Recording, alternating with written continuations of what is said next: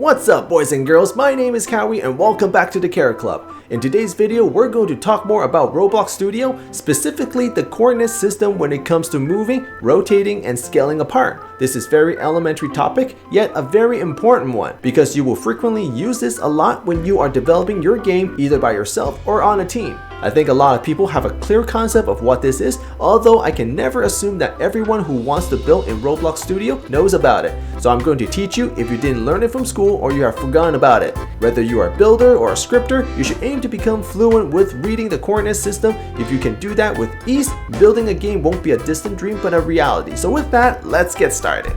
To begin, you will need to have Studio running with a new baseplate project. If you don't know how to do this, check out this video where I introduce the fundamentals of Roblox Studio. The first thing we need is a part. To do that, you can right click on the viewport and then select Insert Part, and it will magically appear right in front of you. We're going to select it and slowly mold this tiny piece of brick into a box. Before we do that, let's move this part towards the center of the universe, which is this arrow gizmo right here that appears to be always there, and that is the center of the game universe. So let's move the part as close to the center as possible by selecting the part and pressing the number 2 on your keyboard. This will activate the move tool. Now you can try to move it as close to it as possible.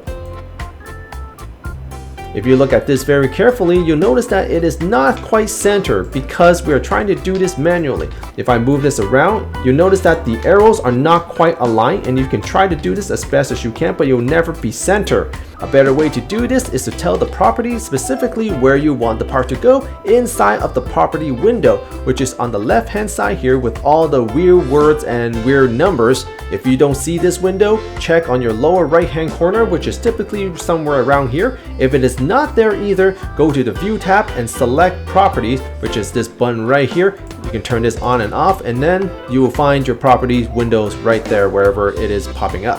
What we're going to do now is we're going to move this part somewhere a little bit farther away from the center of the universe, and within the property window, we're going to look for the word position, which is this word right here, and right beside it there are 3 sets of numbers. We're going to click on it and we're going to enter 3 numbers, which is 0, 0, 0. What this means is that we're telling the block to move to the center of the universe. The moment I press enter, you will see the part slightly jumped on the viewport because the property on the part have changed to reflect what you have typed on this property here. Now the part is perfectly positioned in the center. But what exactly is 0, 0, 0? If we look at the position property again, we can expand this and it will show you more properties called X, Y, and Z, which are coordinates that you have probably heard a lot about in your math class.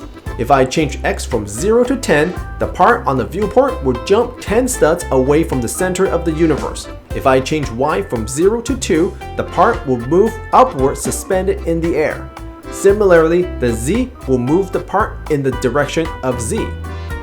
If you're confused about how I know which direction is X and which direction is Z, there are 2 ways to check. The first way is to look at the center of the universe with all the colorful arrows. The red arrow always points to X, the green arrow points to Y, and the blue arrow points to Z. These are called axes. You might have heard of this in school. If you didn't know why you need to learn this, now you know why. When it is pointing towards a specific direction, it means you are moving the part on a positive scale. Meaning, if I enter 10, it will move where the arrow is pointing. If I enter -10, it will move in the opposite direction.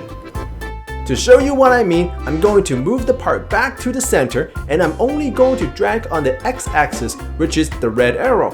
You'll notice that the number inside the property is changing from positive to negative. This is very important for you to know because everything you do inside the viewport also changes the things inside the property.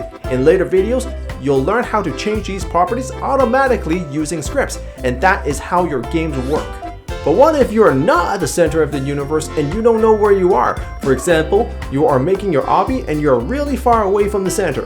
In this case, you can always check the coordinate cube on the upper right hand corners of the viewport. This will tell you the same information as the center of the universe, and this is how you read the coordinate system when it comes to moving a part. Turning in Roblox Studio is called rotate. If we select the part and press the number 3 on the keyboard, you'll see 3 color rings surrounding the part.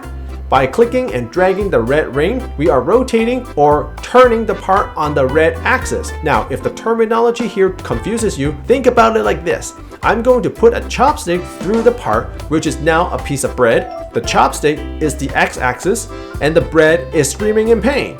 If the bread starts turning, realistically, it can only turn in one direction, and that is called rotating on the x-axis, or if you like, rotating on the x chopstick. That sounds really painful, and this applies to all other axes for y and z. So I have a piece of bread here with a green chopstick. This is called rotating on the y-axis.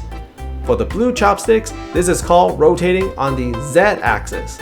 If you are curious how to rotate the part using the property, you can do so by changing the number under orientation, which is another word for rotate. Again, you will see the same three numbers for x, y, and z. So if you want to rotate on the y chopstick, you will type in a number on the y property. If you want to turn it along the z chopstick, you will type in a number on the z property. Moving forward onto scale, if you understand the coordinate system perfectly for move and rotate, scale is very straightforward. Select the part and press 4 on the keyboard. That will activate the scale tool. If you want the part to scale or resize along the X chopstick, you will pull on the red handle. If you want the part to scale along the Y axis, you pull on the green handle.